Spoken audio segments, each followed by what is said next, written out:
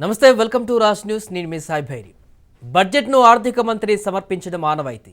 ఈ సంవత్సరం ఆర్థిక మంత్రి నిర్మలా సీతారామన్ ఫిబ్రవరి 1, 2022న మోడీ 2.0 ప్రభుత్వం 4వ బడ్జెట్ను ప్రవేశపెడతారు.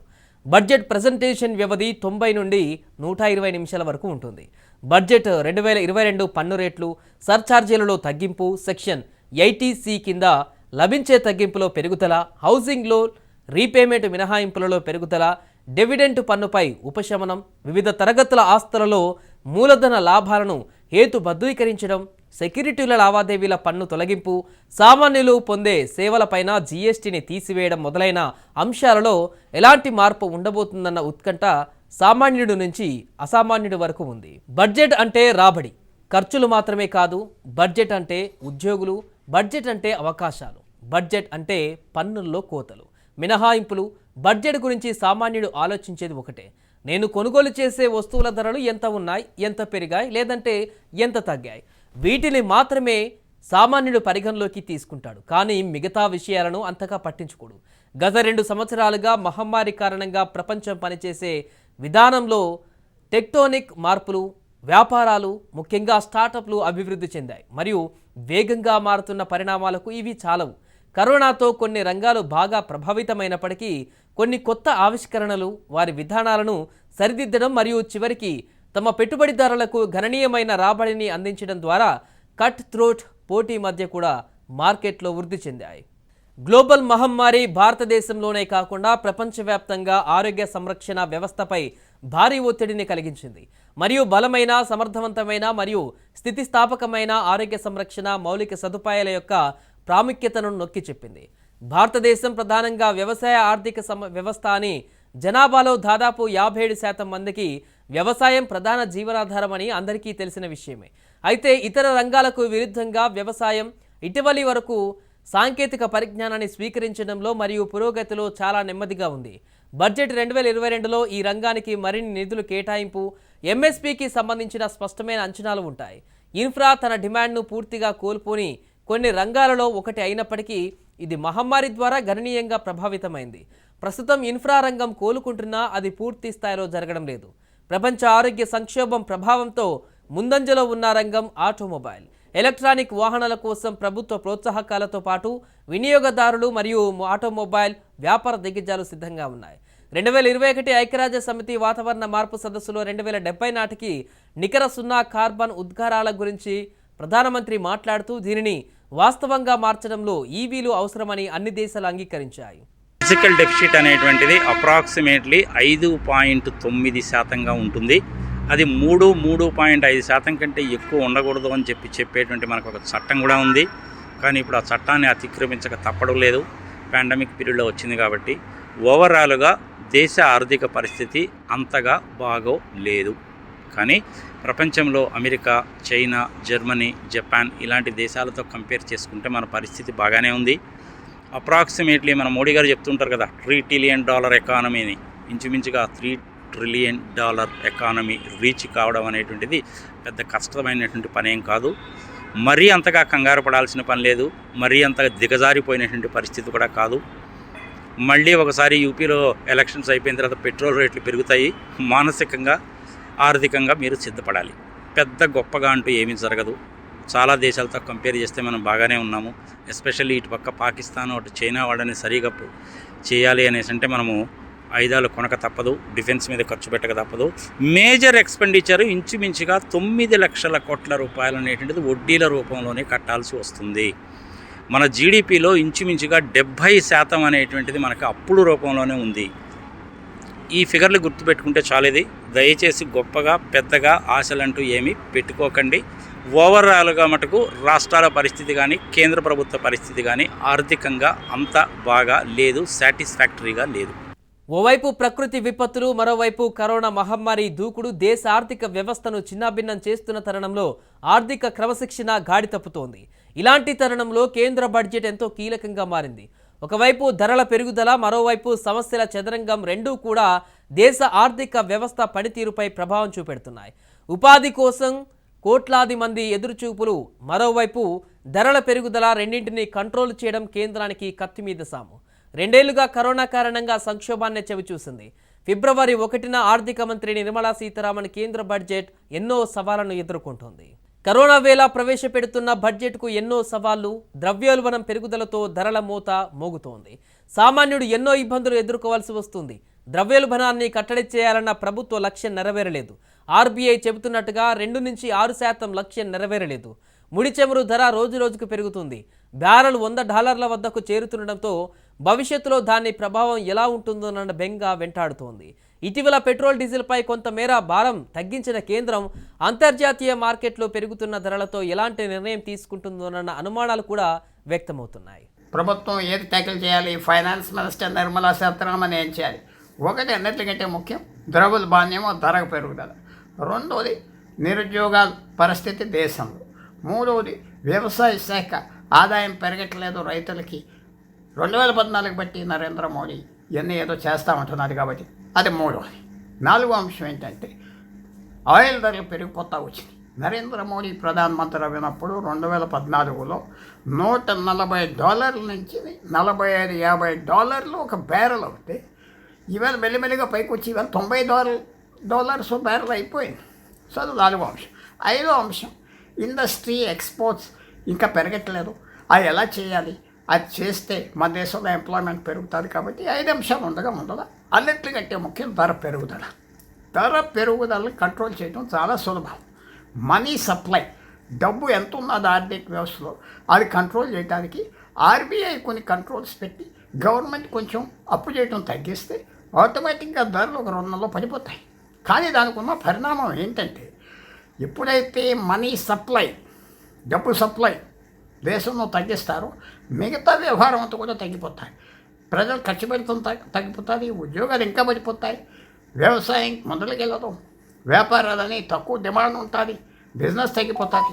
కరోనాతో 2 ఏళ్లుగా దేశ ఆర్థిక వ్యవస్థ కుంటుపడింది. ఈ ఏడాది ఆర్థిక వృద్ధి రేటు మార్చి నాటికి 9.2%గా ఉండవచ్చని అంచనా వేస్తున్నారు. ఈ వృద్ధి రేటును 2022-23లో కూడా కొనసాగించగలిగితే దేశం ఆర్థిక కష్టాల నుంచి బయటపడుతుంది. నిరుద్యోగం బాగా పెరుగుతోంది. 6 ఏళ్లలో 5 సార్లు ప్రపంచవ్యాప్తంగా ఉన్న నిరుద్యోగం అంతకంతకు పెరుగుతుందని అధ్యయనాలు స్పష్టం చేస్తున్నాయి. 2018-21 మధ్యకాలం భారత ఆర్థిక వ్యవస్థ సుదీర్ఘకాలం పాటు మందకొడిగా ఉంది. 1991లో ఆర్థిక సంక్షోభం అంచుకు చేరి మళ్లీ పుంజుకుంది. 2014లో లక్షల ఉద్యోగాలు సృష్టిస్తామన్న మోడీ హామీ ఇచ్చారు. భారత్లో 135 కోట్ల మందిలో 3/2 మంది ప్రస్తుతం ఉద్యోగాలు చేయగల వయసులో ఉన్నారంటే కొలువుల అవసరం తెలుసుకోవచ్చు. ప్రభుత్వ ఆదాయం తగ్గడం, ఖర్చు పెరగడం, సంక్షేమానికి భారీగా ఖర్చు చేయవలసి రావడంతో ఆర్థిక పరిస్థితి ఒడిదుడుకులు ఎదుర్కొంటోంది.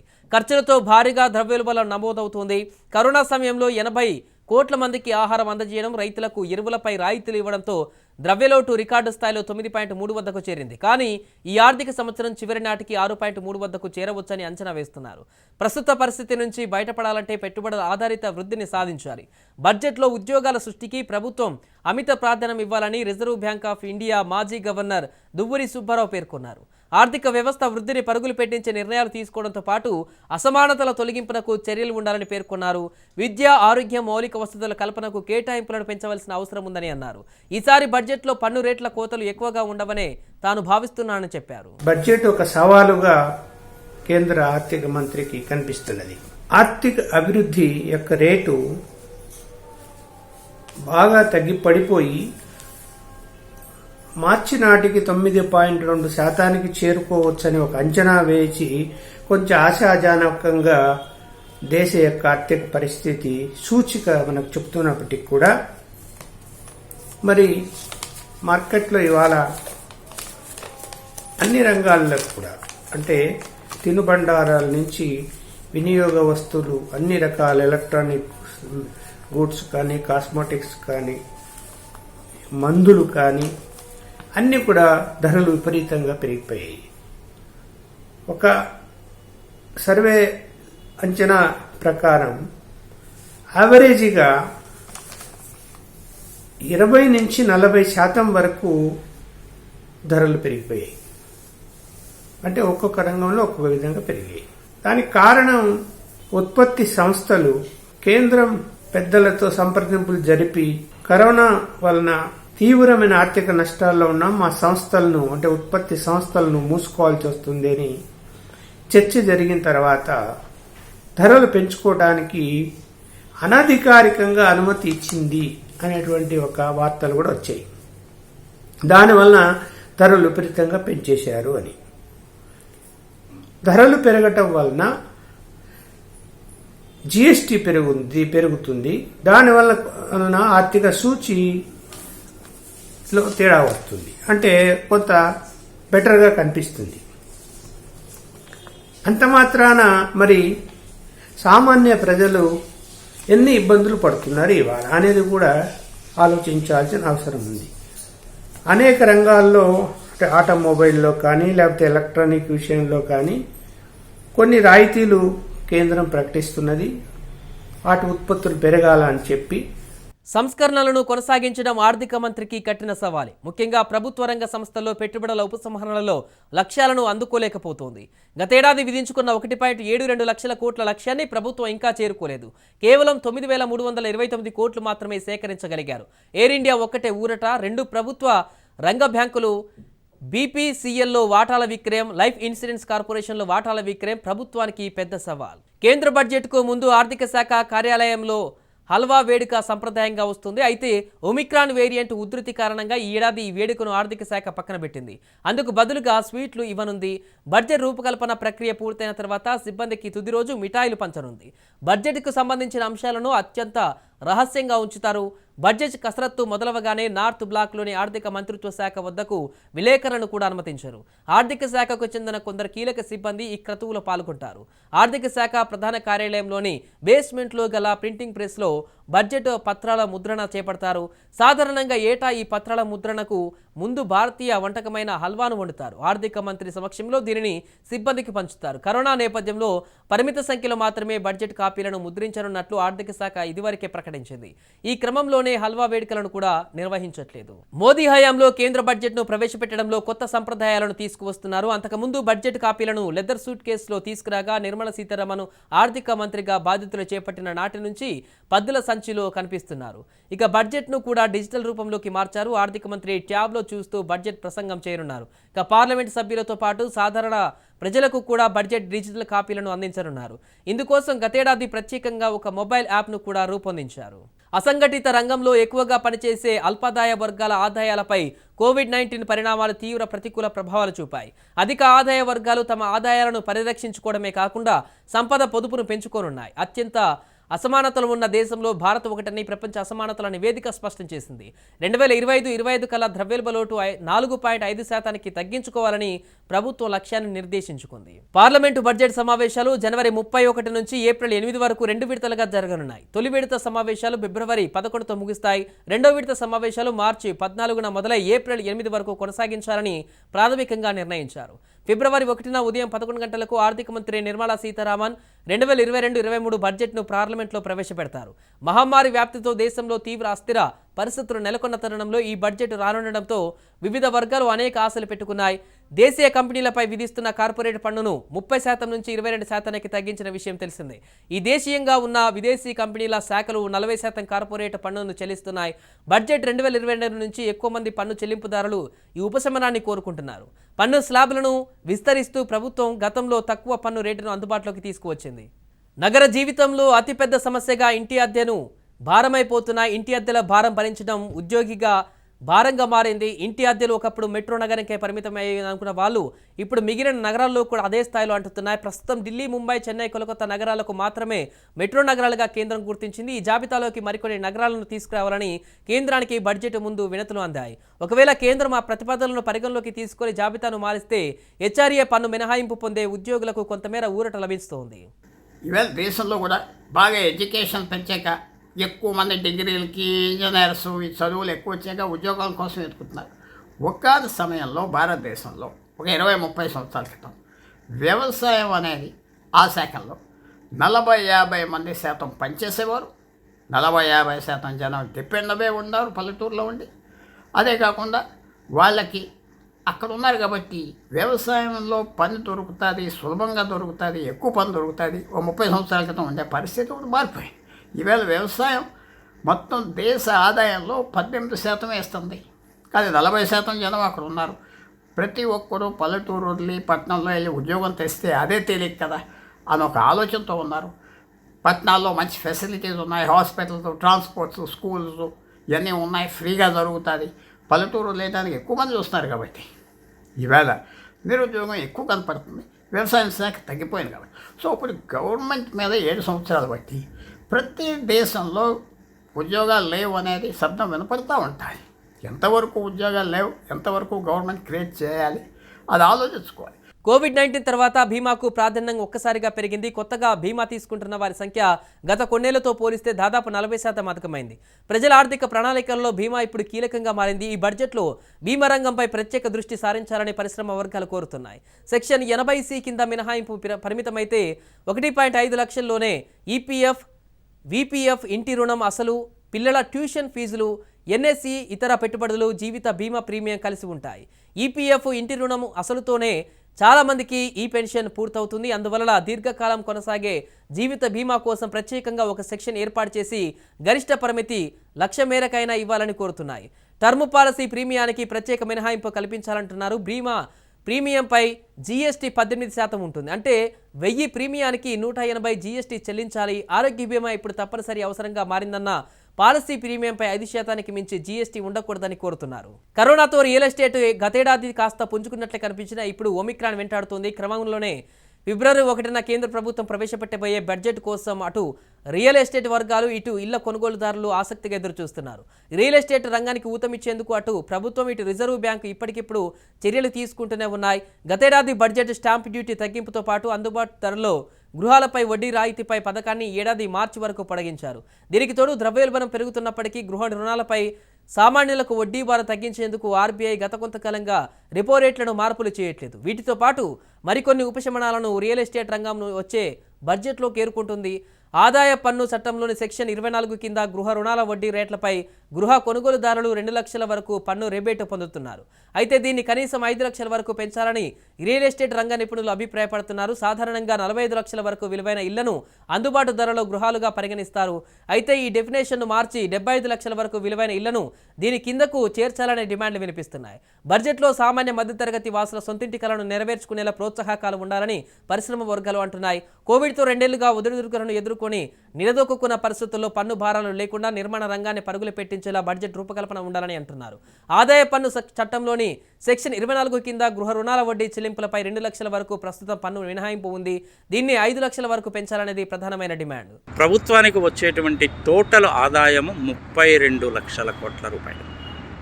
అయ్యేటువంటి ఖర్చు ఇంచుమించుగా 44 లక్షల కోట్ల రూపాయలు. బడ్జెట్ డెఫిసిట్ అనేటువంటిది ఇంచుమించుగా 12 లక్షల కోట్ల రూపాయలు ఉంటుంది. ఈ 12 లక్షల కోట్ల రూపాయలు కూడా మళ్ళీ మోడీ గారు అప్పు చేయక తప్పదు. ఇప్పటి వరకే ఇంచుమించుగా 1,40,000 లక్షల కోట్ల రూపాయల అప్పు ఉంది. ఇది మన జీడిపిలో అంటే రాష్ట్ర ప్రభుత్వాలకు సంబంధించిన అప్పులు కలుపుకుంటే కనుక ఇంచుమించుగా 200 లక్షల కోట్లు ఉంటుంది. మన జీడిపి ఇంచుమించుగా 232 లక్షల కోట్ల రూపాయలు జీడిపి నామినల్ ఒక చిన్న క్యాలిక్యులేషన్ ప్రకారం. ప్రజలు అనవసరంగా ఏదో జరిగిపోతుంది, బ్రహ్మాండమైనటువంటి షాప్స్ వస్తాయి, మనకు ఉపయోగం జరుగుతుంది, ఇన్కమ్ ట్యాక్స్ స్లాబులు పెంచుతారు, అది ఇది సంగతి సమాచారం ఆశయం పెట్టుకోకండి. మహా జరిగితే కనుక ఏదైనా స్టాండర్డ్ డిడక్షన్లో ఒక 10,000 పెంచడము, మీరు తీసుకున్న హౌసింగ్ లోన్స్ మీద కట్టేయండి వడ్డీ ఒక 30,000-40,000 పెంచడము, మీరు తీసుకున్న హౌసింగ్ లోన్స్ మీద ప్రిన్సిపల్ అమౌంట్ అనేటువంటిది ఒక 50,000 పెంచడము, ఎల్ఐసీలు పాలసీలు దానికోసం ఇంకొక 1,50,000 ఉన్నటువంటి దాన్ని 2 లక్షలు చేయడం, ఇట్లాంటివి జరుగుతాయి. కానీ పెద్దగా గొప్పగా అంటూ ఏమీ జరగవు. ఒక్కసారి ఉత్తరప్రదేశ్ ఎలక్షన్స్, పంజాబ్ ఎలక్షన్స్ అయిపోయి వాటి రిజల్ట్స్ వచ్చిన తర్వాత మళ్ళీ పెట్రోల్ మీద వీరబాదుడు పోతారు. ఇంతకంటే పెద్ద గొప్పగా ఏం జరగదు. ఇన్కమ్ ట్యాక్స్లో ఉండేటువంటి section 80C, 80CCC, 80E, 80EE వీటి కింద అపోహి ఏదో జరిగిపోతాయని మటుకు దయచేసి మటుకు మీరు ఆశలు పెట్టుకోకండి. మీ ఆశలు అడి ఆశలు అవుతాయి. ఇంతకంటే బడ్జెట్ కంటూ ఏమీ పెద్ద గొప్పగా ఉండదు. కేంద్రంలో త్వరలో ప్రవేశపెట్టనున్న వార్షిక బడ్జెట్ ఈసారి కూడా కాగిత రహితంగానే ఉండబోతుంది. డిజిటల్గానే బడ్జెట్ను ప్రవేశపెట్టనున్నారు. పరిమిత సంఖ్యలో మాత్రమే బడ్జెట్ కాపీలను ముద్రించనున్నట్టు అధికారిక వర్గాలు తెలిపాయి. గతంలో బడ్జెట్ అంటే పార్లమెంట్ సభ్యులకు, జర్నలిస్టులకు అందించడానికి వందలాది బడ్జెట్ పత్రాలను ముద్రించవలసి వచ్చేది. ఈ ముద్రణ కోసం పార్లమెంట్ నార్త్ బ్లాక్లోని ప్రింటింగ్ సిబ్బంది దాదాపు 2 వారాల పాటు క్వారంటైన్లో ఉండవలసి వచ్చేది. ఆ సమయంలో బయటి వ్యక్తులు ఎవరిని వారు కలిసి వీలు ఉండదు.